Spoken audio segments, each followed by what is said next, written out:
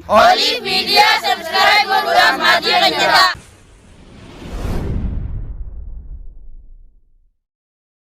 Durajjeesee beekamtii ittiin argatu ani immoo madaqseen guddisee jedhagaa qonnaan bulaan Gaashaw Dammallaash godina Iluu Abbaa Booraa aanaa Daarimu gandaa Abunaa galii jiraatu dargaggeessa umuriin isaa waggaa 27 ta'e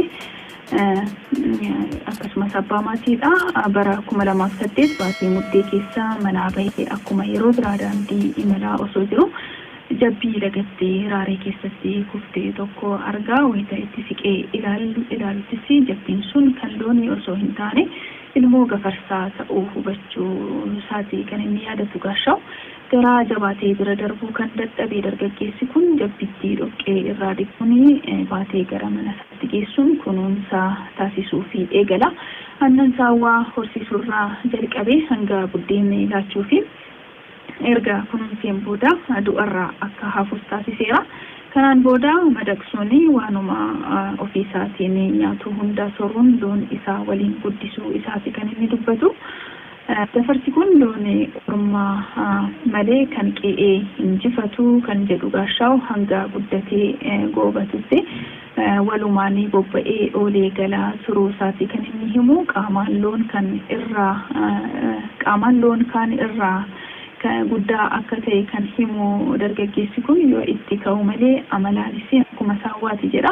Haa ta'u malee akkuma guddina qaama isaa bishaan baay'ee dhugaa waan mimmi'aa akka siiccoo, araqee, soogiddaa, buddeena jaalata.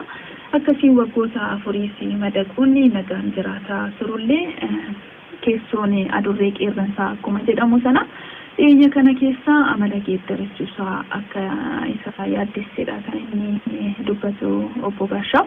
Dhiyeenya kana osuma harkasaa harkisee deemaa jiru booda itti utaalee ollaa isaa akka miidhessee ni dubbata. Kanaafuu amma mana keessatti hidheenii siiccoo fi soogiddaa qallabaa jira jechuudhaan kan inni dubbatu. Qonnaan bulaan kun hanga har'aatti akkuma loon kaanitti dheedaa oolee galgala gara manaatti gala. Galaa turuu isaa kan himu guddatee humna godhachuun booda amala isaa geeddarachuudha kan inni dubbatu. Namoota miidhaa qaqqabsiisuu mala jechuun yaaddoo keessa akka galees ni ibsa. Waan baay'ee guddateef namoota biraa hasee isumayyuu nyaatee akka turedha kan inni kaasu. Kanarraa ka'uun lagatti gadhiisee galulleen duukaa deebi'uun manatti galuu isaatii kan inni dubbatu. Kanumarraa ka'eef gara qaamolee dhimmi isaanii ilaallatutti yaada isaa dabarsee akka isaanii fuudhanii karaa paartiitti galchanis yaalii taasiseera. Osoo akka ammaa kanatti amala hin baasiin camadee ittiin qotaa akka tures kan dubbatu Gaashaw humna sangaa caalu akka qabus ni kaasa. Dhaabbata bosonaa fi bineensota bosonaa Oromiyaatti itti gaafatamaa damee Iluu Abbaa Booraa diistiriiktii Yaayyoo kan ta'an obbo Girmaa Baqqalaa gafarsi kun wayita jabbii xiqqaa ture dhoqqee keessatti kufee argamuusaa akka beekanidha kan isaan kaasanii. Wayita sanatti dhoqqee keessa kufee buluun baay'ee kan miidhamee fi xiqqaas waan tureef yoo gadhiifamee akka hin duune sodaatamuun mana qonnaan bulaa Gaashawtti kunuunsi akka taasifamuu fi taasifamuu isaati kan isaan kaasanii. Achiinis aannan sa'aa fi kunuunsaan guddifamee akka amma ga'eedha kan isaan dubbatanii. Isaan booda garuu erga jabaateen booda akka lagatti gadhiifamuuf yaadamullee gafarsichi garuu bosona didee garuma manaatti deebi'aa akka turedha kan isaan himanii. Gafarsi kun ofiin bosonarraa mana mi'eeffachuu isaatiin didee gara manaatti deebi'ee galuu isaatiin alatti gafarsoonni bosonatti argaman kaanis ofirraa qollifachuun akka ari'atanidha kan isaan himanii. Amma immoo humna waan baaseefi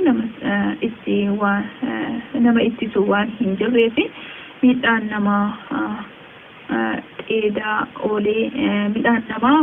oolee akka galus dubbataniiru.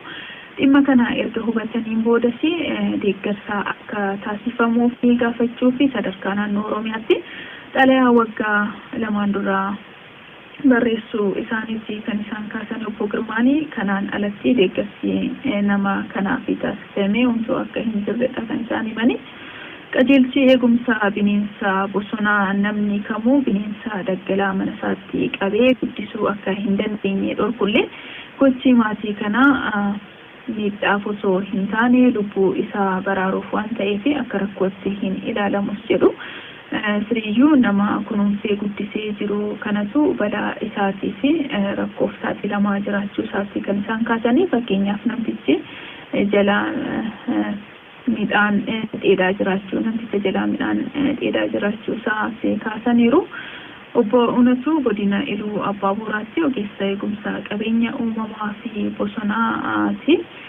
Gama isaaniitiin gafarsi kun guddatee nama miidhaa jiraachuu isaanis dabaluudhaan ibsu. Yeroo adda addaatti gara dhaabbata eegumsa bineensaa fi bosonaatti xalayaan akka barraa isaanis dabalanii kaasu. Baasii nyaataa gafarsa kanaatiin wal qabatee kisaaraa qonnaan bulaa kanarra gahuu alatti mootummaa guddisan kanneen irrayyuu miidhaa qaqqabsiisuu akka danda'udha kan ibsamu gaani. Daayirektarri misoomaa fi itti fayyadama bineensa bosonaa obbo Cammaraa Zawudee gama isaaniitiin waa'ee gafarsa kanaa akka beekan himuun garuu dhimmi isaa kan ilaallatu abbaa taayitaa eegumsa naannoo bosonaa fi jijjiirama qilleensaa kan dhiheenyaan hundeeffame ta'uu isaati kan isaan dubbatanii. Bineensi kun bosonatti deebisuu fi bineensota kaan waliin wal hin baru ta'a kan jedhan obbo Cammaraani. Yoo mana keessa tures miidhaan isaa guddaa waan ta'uuf dhimmichi akka nama yaaddessu akka ta'edha kan isaan kaasanii. Kanaafuu haaluma seerri hayyamuun qoratamee tarkaanfiin fudhatamuudha falli isaa jechuudhaan kan isaan kaasanii. Akka waliigalaatti ammoo namni kamiyyuu bineensa bosonaa qabee madaqsuu hayyama argachuu qaba jedhu. Hayyamni kunis waan hedduu ilaalamee kan kennamu ta'uu isaati kan isaan himanii. Biyya biraatti bakki namoonni bineensota bosonaa itti madaqsuun horsiisan jiraachuus dabaluudhaan ibsu. Biyya keenyatti garuu waan baramee miti jechuudhaan kan isaan kaasan. Kabajamtoota dhaggeeffattoota keenya.